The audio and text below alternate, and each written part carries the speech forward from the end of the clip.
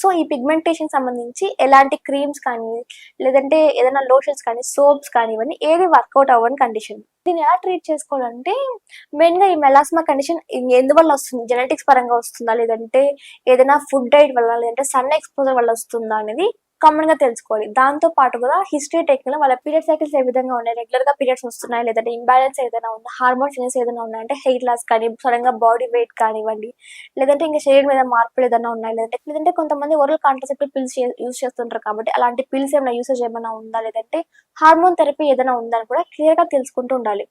ఇలా అసెస్ చేసిన తర్వాత అసలు దేని వల్ల వస్తుందో దాని ప్రకారంగా ట్రీట్మెంట్ ఇవ్వడం జరుగుతుంది. అంటే మెయిన్ గా ఎక్స్టర్నల్ క్రీమ్స్ పరంగా కాదు కాబట్టి ఇంటర్నల్ గా మెడిసిన్స్ తీసుకున్నప్పటికీ ఈ మెలాస్మా అనేది తగ్గుతుంది అనమాట. మెయిన్ గా హోమియోపతి ద్వారా ఈ మెలాస్మాని కంప్లీట్ గా క్యూర్ చేసుకోవచ్చు. ఏ విధంగా అంటే ప్రెగ్నెన్సీ టైంలో కానీ లేదంటే ప్రెగ్నెన్సీ తర్వాత కానీ లేదంటే ఏ స్టేజ్ ఆఫ్ లైఫ్ లో కూడా ఈ మెలాస్మా నుంచి కంప్లీట్ గా క్యూర్ అవుతుంది అనమాట.